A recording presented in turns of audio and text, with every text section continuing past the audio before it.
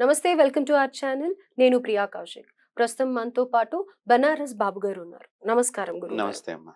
గురుగారు, బంగ్లాదేశ్‌లో జరుగుతున్న హిందువుల పైన జరుగుతున్న మారణకాండ అసలు ఎంత విపరీతంగా అంటే అసలు ఏ ఒక్కరిని వదలకుండా చాలా ఇబ్బంది పెడుతున్నారు. మరి ముఖ్యంగా ఆ ఇస్కాన్ ప్రీస్ట్‌ని చూసినట్టయితే గనుక చాలా బాధేస్తుంది. బెయిల్ కూడా కనీసం హిందువులను రక్షించండి అని అడిగిన ఒక్క మాటకి ఆయనకు బెయిల్ కూడా రాకుండా చేస్తూ ఉన్నారు. దీన్ని ఏ విధంగా చూడాలి?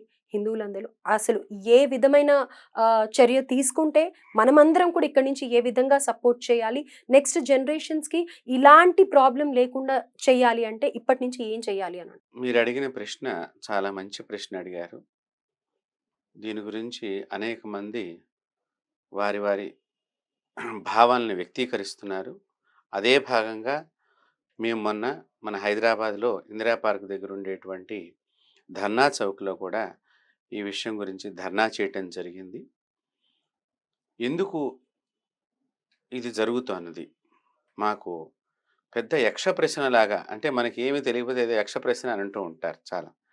ఒక ప్రశ్నలాగా ఉండిపోతోంది. ఇస్కాన్ వాళ్ళు కరోనా సమయంలో కూడా బంగ్లాదేశ్‌లో ఉండేటువంటి అన్ని మతస్థులకి, ఒక హిందువులకే కదా, అన్ని మతస్థులకి కూడా ఆహారాన్ని అందించడం జరిగింది. అంతేకాదు మన దేశంలో కూడా జరుగుతుంది. ఇప్పుడు కూడా మీరు గమనించినట్టయితే ఎక్కడైనా అన్నదానం చేస్తే కూడా మనం ఎవరొచ్చినా కూడా ఇస్తర వేసి భోజనం పెట్టే అలవాటు మన భారతీయులకి, అది వారి వారి రక్తంలో, మన యొక్క భారత జాతిలోనే ఉన్నది. చక్కని సంప్రదాయం. అలాంటి వ్యవస్థ ఉండేటువంటి వారి మీద ఇంత క్రూరత్వంగా ఎందుకు ప్రవర్తిస్తున్నారు? ఆ ప్రవర్తించడానికి గల కారణాలేంటి అనేటువంటి విషయాన్ని ఇంతవరకు అక్కడ ప్రభుత్వం వారు కానీ, లేతే మిగతా అక్కడ ఉండేటువంటి రాజకీయ నాయకులు కానీ ఈ విషయాన్ని ఎక్కడా కూడా చెప్పటం లేదు. అలా అని పోనీ దాడుల్ని ఖండిస్తున్నారా? దాడుల గురించి ఏమైనా చర్యలు చేపడుతున్నారా అని మనం ఆలోచన చేస్తే అవి కూడా ఏమీ మనకు జరుగుతున్నట్లుగా కనిపించటం లేదు. మీరు ఇప్పుడు ఇస్కాన్ ప్రీస్ట్‌ని అరెస్ట్ చేశారు. ఇప్పుడు అతను ఏమని చెప్పాడు? నేను ఈ ధర్మం కలిగిన వాడిని, నా ధర్మాన్ని నేను రక్షించుకోవాలి. కాబట్టి మేమందరం జాగృతం కావాలి. జాగృతమై మమ్మల్ని మేము ప్రొటెక్ట్ చేసుకోవాలి. దానికి అతని మీద అరెస్ట్ వారెంటు. అంటే ఇప్పుడు నా ధర్మాన్ని నేను కాపాడుకోవాలి అంటే కూడా తప్పు అవుతుందంటే గనక, ఇంకో ధర్మానికి సంబంధించినటువంటి విషయాల మీద కానీ, ఇంకో ధర్మానికి సంబంధించినటువంటి కట్టడాలని కానీ, మరి ఇంకో ధర్మానికి సంబంధించిన మనుషుల్ని కానీ హింసించడం వాళ్ళ యొక్క ధర్మంలో గొప్పతనమా? అలా అయితే గనక వాళ్ళ ధర్మం ధర్మం కాదే, అది అధర్మం అవుతుంది. హ్మ్. ఏ దేవుడు కూడా, ప్రపంచంలో ఏ దేవుడు కూడా ఇతరులను బాధించండి, ఇతరులను హింసించండి, ఇతరులను చంపేయండి అని ఎక్కడా చెప్పడు. హ్మ్. అలా చెప్పేవాడు దేవుడు కాదు, వాడు రాక్షసుడు అయి ఉండాలి. ఎందుకంటే రాక్షసులు తమ తమ యొక్క కోరికల గురించి దేవతల మీద అనేక సార్లు యుద్ధాలు చేసినట్లుగా మన చరిత్ర చెప్తోంది. ఎందుకు? ఎవరైనా సరే నాకు ఎదురు తిరగకూడదు, నేనే రాజునని నువ్వు ఒప్పుకోవాలి, నేనే గొప్పవాడిని, నేనే దేవుణ్ణి, నా విగ్రహానికే నువ్వు పూజ చెయ్యాలి అనేటువంటిది రాక్షసుల ప్రవర్తనలో మన పురాణ ఇతిహాసాల్లో చూసుకున్నా కూడా అక్కడక్కడ ఇలాంటి సంఘటనలు, ఇలాంటి విషయాలన్నీ కూడా గోచరమైనవి. హ్మ్. అలాంటప్పుడల్లా భగవంతుడు అవతారం ఎత్తడం, వారిని సంహరించడం, మన ధర్మాత్ములందరినీ కూడా, భక్తాదులందరినీ కూడా కాపాడటం అనేది మనకి పురాణ ఇతిహాసాలన్నీ కూడా తెలియచేస్తున్నాయి కథల ద్వారా.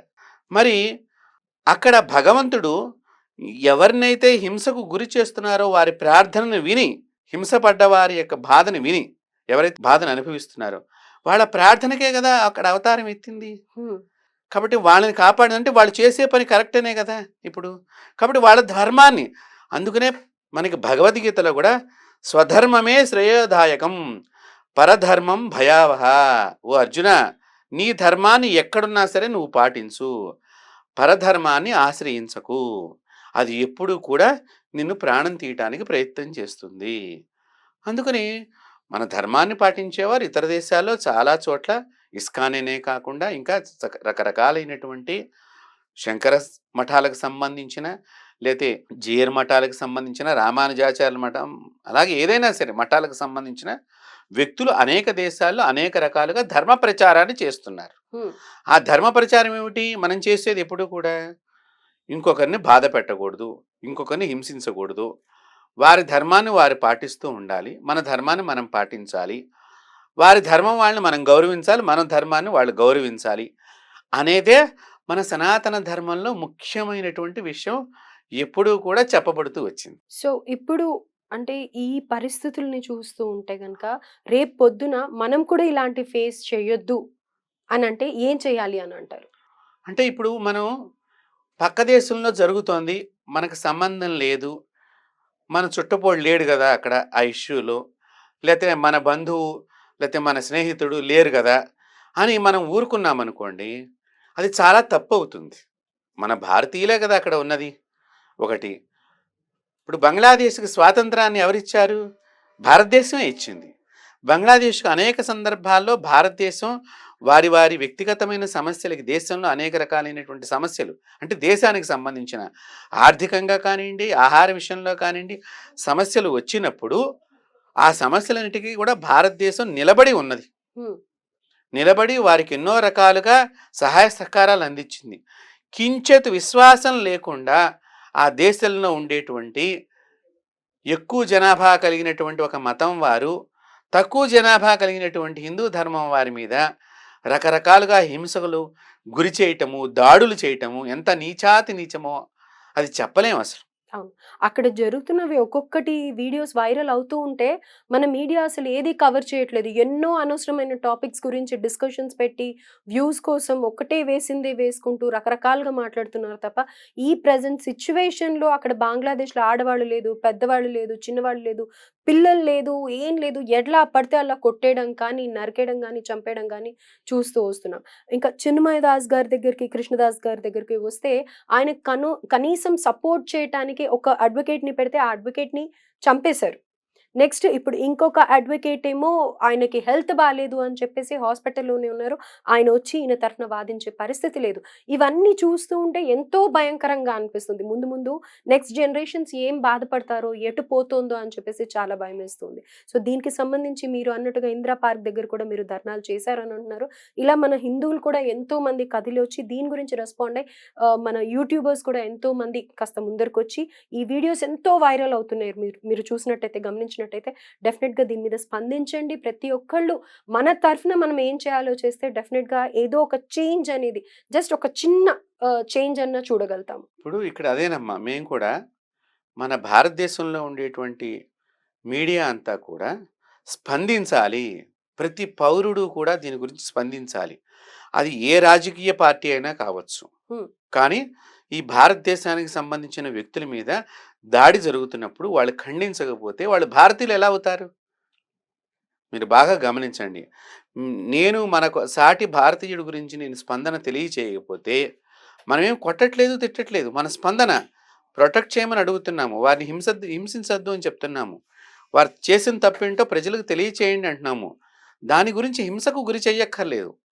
కాబట్టి అది చెయ్యకుండా ఇక్కడ ఉండేటువంటి ఈ దేశంలో ఉండేటువంటి వారు కూడా చాలామంది అలాంటి వాళ్ళకే సపోర్ట్ చేస్తున్నారనేటట్టుగా అనుమానాలు క్రియేట్ అవుతున్నాయి మాకు కూడా. హ్మ్. ఎందుకంటే ఇంతవరకు అసలు ఇది ప్రధానమైనటువంటి ఛానళ్ళలో అన్ని ఛానళ్ళలోనూ ఇది బాగా స్పందించాల్సినటువంటి విషయం. అంటే నేను ఎవరిని విమర్శించటం లేదు ఇక్కడ. దయచేసి మనకి కావలసినటువంటిది ఏంటి? ఇప్పుడు చూడండి ఏదైనా ఒక చిన్న సినిమా ఈవెంట్ ఫంక్షన్ ఉందంటే ఇక అది ఒక 5, 6 గంటల పైన సాయంత్రం అంతా ఒక రోజుల తరబడి జరుగుతుంది దాని ఒకటే జరుగుతూనే ఇష్యూ. జరిగినట్టుగా ఆ ఎపిసోడ్ అంతా నడుస్తూనే ఉంటుంది. ఇక వేరే ప్రోగ్రామ్ ఉండదు. అలాంటిది ఇది ప్రాణాలు అక్కడ నశింపచేస్తున్నారు, చంపేస్తున్నారు, ప్రాణాలను తీసేస్తున్నారు. విదారకమైనవి ఎన్నో సీన్స్ అసలు అవి చూస్తూ ఉంటే నిజంగా మనుషుల్ని హింసించి అవి ఒక కొన్ని పశువుని వీడియోలు కొడితేనే మనం చాలా బాధపడతాం. అక్కడి నుంచి వచ్చే కొన్ని వీడియోలు మనం చూడలేనంత ఘోరంగా కూడా ఘోరంగా. ఉన్నాయి. అవును. ఇట్లాంటి పరిస్థితుల్లో భారతీయులందరూ గనక కళ్ళు తెరవకపోతే రేపొద్దున ఇప్పటికే కొన్ని చోట్ల అంటున్నారు మా జనాభా పెరుగుతోంది, మా తర్వాత మీరు మైనారిటీ వర్గం అవుతారు, మేము మెజారిటీ వర్గం అవుతాము, అప్పుడు మీ సంగతి చూస్తాంరా అని కూడా మాట్లాడుతున్నారు. అలాంటప్పుడు కూడా మనం గనక భారతీయులు గనక కళ్ళు తెరవకపోతే చాలా ప్రమాదంలో భారతదేశం కూడా ప్రయాణించే రోజులు దగ్గరగా ఉన్నాయా అనేటువంటి అనుమానం కనిపిస్తోంది. ఇది పాలకపక్షము స్పందించాలి, ప్రతిపక్షము స్పందించాలి. ప్రతి రాజకీయ నాయకుడు దీని గురించి మాట్లాడాలి.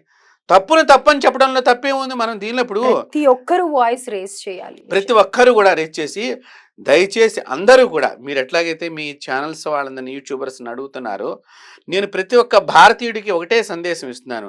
మీరు దయచేసి బంగ్లాదేశ్లోనే కాదు, భారతదేశంలో కూడా జరిగేటువంటి ఇట్లాంటి విషయాల్లో అందరూ గనక ఏకతాటి మీదకి వస్తే అవతల వారు ఒక 2 అడుగులు వెనక్కి వేసేటువంటి రోజులు దగ్గరలో ఉంటాయి. అందరం కలిస్తే గడ్డి పరకలన్నీ కలిసి ఏనుగుని, మదపటి ఏనుగుని ఎలాగైతే బంధించిందో ఆ మాదిరిగా మనల్ని గడ్డి పరక అనుకున్న వాళ్ళందరికీ కూడా మనం బంధించేటట్టుగా మనందరం కూడా కలిసి రావాలి.